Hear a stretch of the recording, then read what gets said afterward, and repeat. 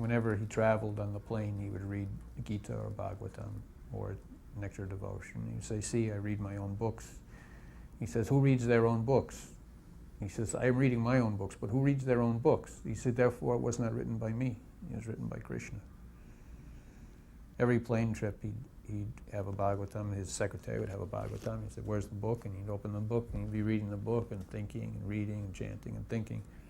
And many times he commented, I read my own books, you see.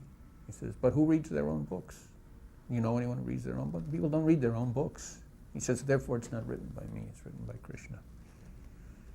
One time in Hyderabad, I asked Prabhupada about astrology. So I was thinking at that time, I was interested in Indian astrology, and I was trying to understand how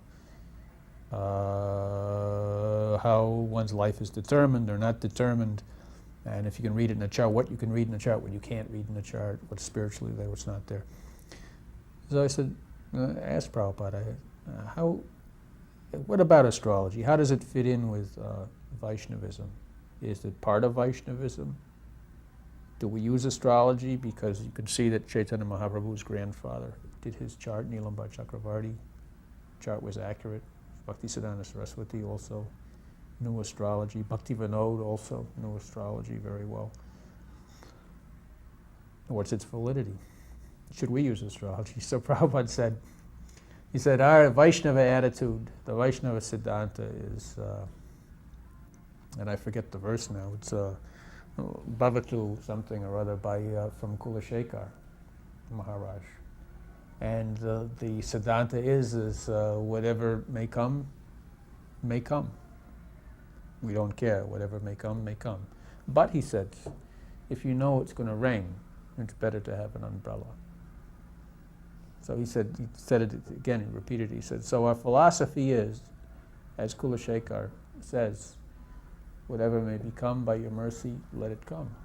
That's our philosophy, that's our Siddhanta. But if you know it's going to rain, then it's better to take an umbrella. And one time Prabhupada was on a walk, and he said, so, what is the most beautiful animal? So devotees go, oh, Prabhupada, cow. Cow. I said, no. Elephant? No. It says horse. It's horse is the most beautiful animal. Devotees go, a horse. So of course the horse is the most beautiful animal. Cow is not beautiful. Cow may be sacred, but cow is not beautiful. Horse is the most beautiful animal.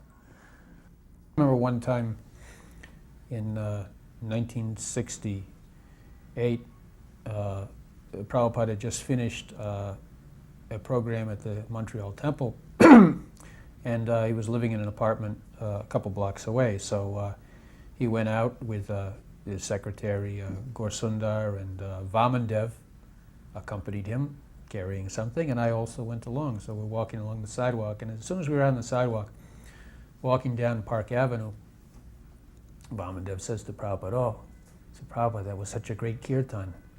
I enjoyed it so much.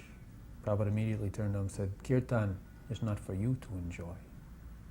It is for Krishna's pleasure. If you enjoy, then that is not kirtan. So it's a little different understanding that you chant for the pleasure of Krishna. You don't chant for your own pleasure. If you chant for your own pleasure, you're actually not doing the kirtan. You're doing what some call the Maya kirtan, not Krishna kirtan. Krishna kirtan is praising for his pleasure.